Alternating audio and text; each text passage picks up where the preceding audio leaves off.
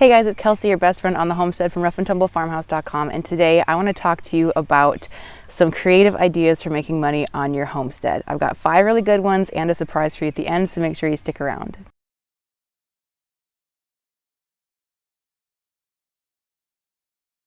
So when you're on a homestead, a lot of times you might not really want to make any money. You might just want to kind of do your thing, grow your own food, maybe provide a little bit for some friends.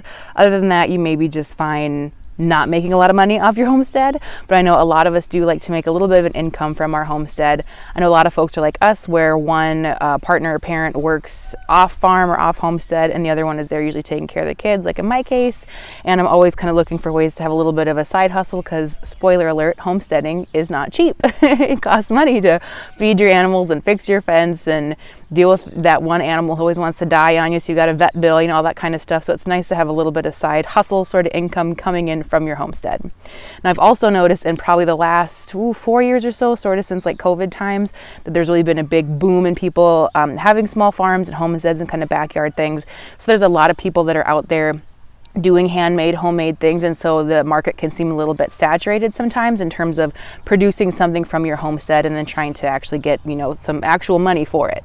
So these are some kind of more creative ideas that might be helpful for you. I have been working on small farms and homesteads for over 15 years, but on my own little homestead for 6 years, so I've seen a lot of people trying different things and kind of know what sort of works and what doesn't work and what maybe already a lot of people are doing. So hopefully these are some kind of more original ideas that you can make work on your own homestead. Okay, idea number 1 is to have a homestead subscription box / homestead CSA. Now, I kind of cut my serious teeth in farming. I worked for 4 years at an organic vegetable farm, and so that was a CSA model where people paid upfront for X amount of subscription boxes or CSA boxes, and then once a week they get kind of a mystery box full of all sorts of great vegetables, whatever is in season at that time on the farm.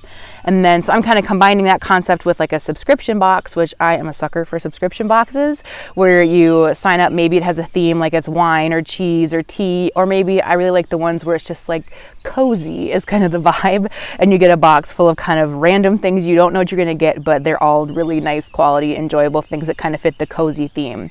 So I think having a subscription box or a kind of CSA subscription box combination is a really great way to make some money from your homestead.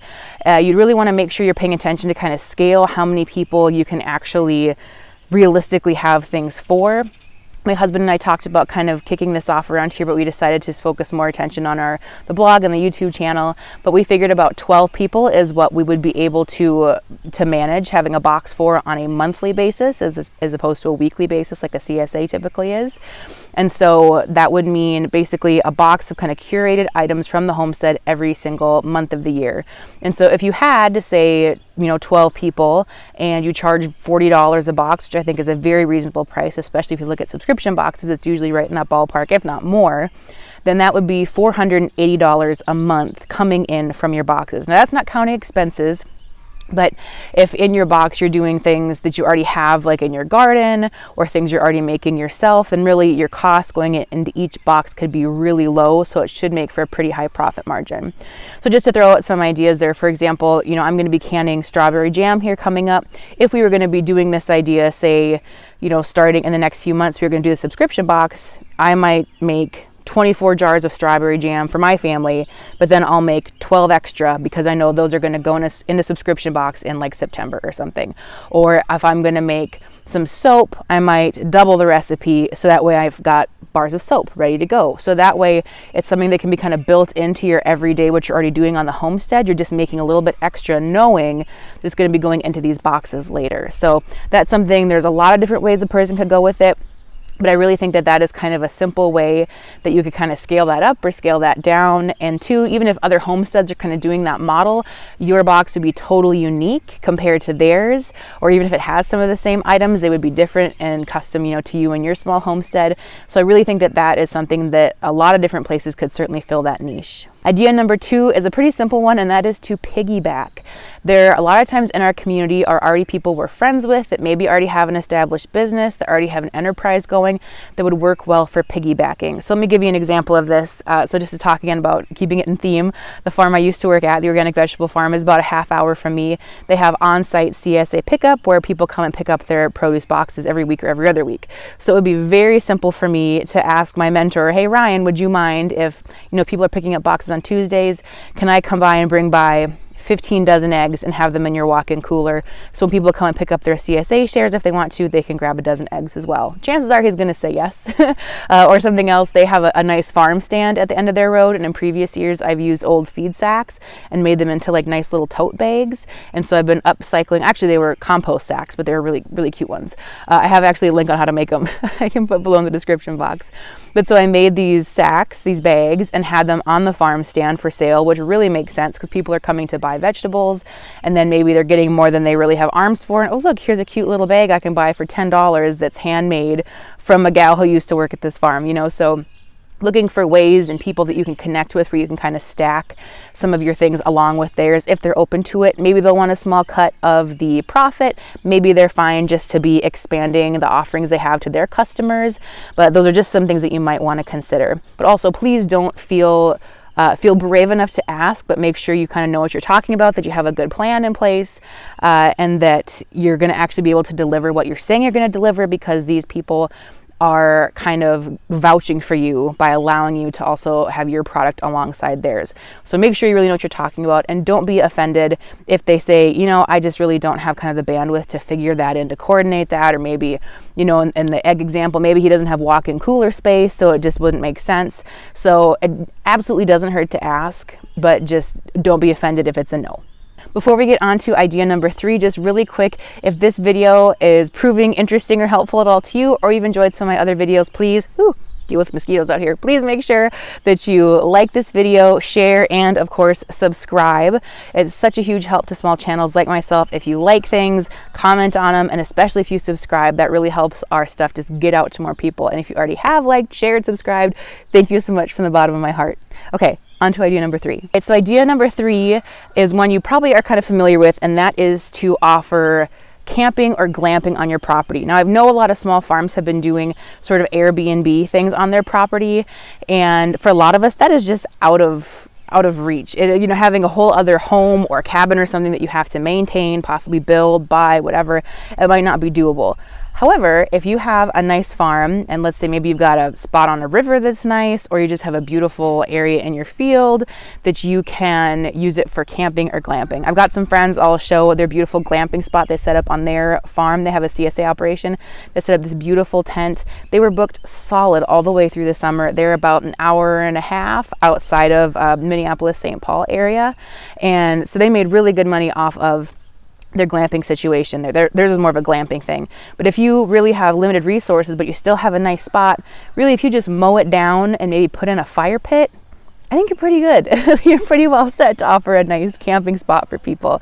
Might not be a huge income, but certainly will be something that can add up over time, especially if you have a good spot, or if you want to offer extra amenities where you could, in addition to camping on the spot, you might offer, we'll bring by a dozen eggs and whatever garden produce happens to be fresh, or you might offer a farm tour or something like that. Just different things that you want to include in it. So you don't have to have all the infrastructure to have guests. Though, of course, a few things to keep in mind with all of these is definitely check with your insurance provider to make sure your butt is covered if someone trips in a hole and breaks their ankle or something when they're out camping on your property.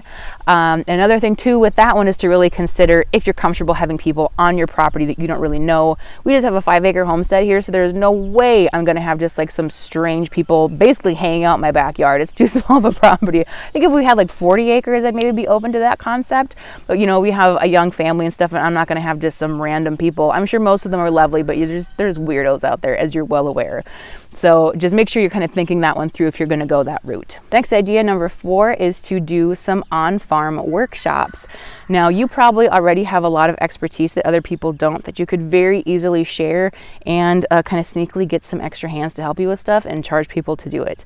We are going to be having out here at the farm later this summer a family milk cow workshop, which I'm so excited to do just because it's kind of my passion, family milk cows. And so I'm excited to be able to share that with folks and get them out on the land and experiencing things to decide if they actually want to do that sort of thing themselves. Maybe you're doing a chicken butcher day and you want to charge people $10 a head or $5 a head to come out and experience chicken butchering.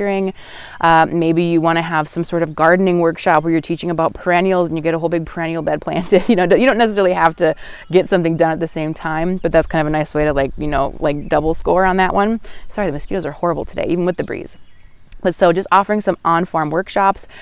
You don't even have to teach them. You could partner with someone else who has some skills and you just want to host it at your place. Or you could have someone come out and do meditation workshops or goat yoga or anything like that. There's all sorts of things and knowledge that you have that you can offer. Great place to start with this is maybe your local community ed, is see about offering programs through them, because then it's kind of a built-in advertisement thing. A lot of them do have insurance that covers their teachers and things like that as well. So that might be a good option to kind of check out. Before we get to the fifth and final one for this video, I do want to say I have 5 more great ideas for you. If you thought these have been intriguing, I have more for you in a free download. Check out the description box to download my Creative Homestead Income ebook. I'm very excited to have it out. All you got to do is click on the link, pop in your name and your email, and I will send that directly to your inbox. It's just a nice little concise thing where I go into more details and considerations for all these ideas, and then I share with you a few more. All right, last but not least, now this one is technically, it's going to seem kind of weird for a homestead thing, but I found as a homesteader, or if you typically have someone that's working from home or is at home, that this is a really good supplemental income, though it is really not homestead related at all. But I love to tell people about this, especially I'm in some like kind of mom groups and stuff on Facebook. If there's moms that are really trying to be stay at home with their kids, but trying to figure out a way to make money. And this I found was a really great way for us to make money. Okay, so there is a thing called user testing. I'm going to be very clear. This is not like, when you look up, ways to make kind of extra money, and they're like, you can take surveys online. This is not that, where you answer some questions or fill out some surveys or sign up for like the free week of whatever and you get $5 and then you accidentally subscribed and you now lost 30. It's not one of those goofy, weird, gimmicky things that's a pain in the butt. This is just a straightforward, nice thing to do, or easy thing to do. So user testing is the one I use. There's other companies that do it, where companies are looking to test user experience on their websites or on their apps and see if it is kind of user friendly. So how this works is you need either a computer or a smartphone. Both is better. When you sign up, you give them some kind of demographic information. They will send to your computer, you'll hear like a ding on your computer on your phone, a little quick thing where they're trying to see if you're the person that they're like the demographic they want to test. So it'll ask you maybe where you're from, ask you if you work for any of these companies, ask your opinions of a few things, and then if you qualify, they'll say you qualify for this test. So then what you do is it'll be, let's just say for example, it's like Target. And so it'll be like the Target website, and there'll be instructions that you read aloud that say like, you are shopping for a pair of women's blue high top sneakers. How would you go about finding that? And so then you just kind of narrate as you do it. Okay, well, I'm looking for shoes, so I'm going to scroll to the top. I don't see where it says shoes, but I see that it says women's, so I'm going to click women's. And now I see there's a footwear section. I'm going to click footwear, and shoes are coming up, but I think I'm going to use the filter to blue and to size 9. And now I'm starting to see some options. And so you just kind of narrate the whole thing until you achieve all the steps they're telling you to do. And this is a very legitimate thing. You're not supposed to like share the companies that do them. Target was just an example. You're not supposed to share the companies that are using this or whose tests you do, because a lot of stuff is like in beta mode where it isn't published out to the general public yet, because they're testing it on people to make sure that this is user friendly, that this is going to sell, this is going to work well. So it's very simple. Some of the shortest ones I ever did were just like 20 seconds. It was super fast and easy. And other ones, they're like more fancy ones you can qualify for, where you do them with an actual person. Those can take up to a half hour. And so the short little ones that take, I'd say on average, anywhere between 1 minute and up to like 8 minutes, they pay you $10. And it is, oh, I'm sorry, June, my cow's out here mooing at me. They pay you, where is she? Oh yeah. Anyway, sorry. They pay you $10 via PayPal exactly 7 days from the date you have completed the test. So depending on how many you qualify for and how many you do is really going to vary how much you can make off of this. But I was when I was with my youngest daughter. I don't do it anymore because you do need to have kind of a quiet area. You can't have too many interruptions and stuff. You can pause kind of your process, but they only let you pause it like 2 or 3 times, I think. And then after that, they just disqualify you from the whole thing, from that whole particular test. But so they pay you $10 per test. And so I think at my peak, the most I ever made in a month was around like $350 or $400 from doing these user tests. They're kind of interesting. Again, they're super easy, and it's money directly to you into your PayPal account. So again, that's not exactly related to homesteading, but if you were just really trying to make this homesteading thing work and you really need extra income, maybe you've got little kids that nap consistently, you can have the thing open for a couple hours where they're napping during the day. It is a really super easy way and kind of fun way to make a consistent, legitimate income. So that is user testing. There are other companies that do it, and I haven't done user testing for a couple years, so some of the protocol may have changed a tiny little bit, but in general, that's how it works. All right, so those are some creative ways to make some money on your homestead. Again, get that ebook below, and I will share with you some more creative ideas on how you can make an income from your homestead. Otherwise, we'll see you here next week for more farming, family food, and fortitude here at our Rough and Tumble Farmhouse.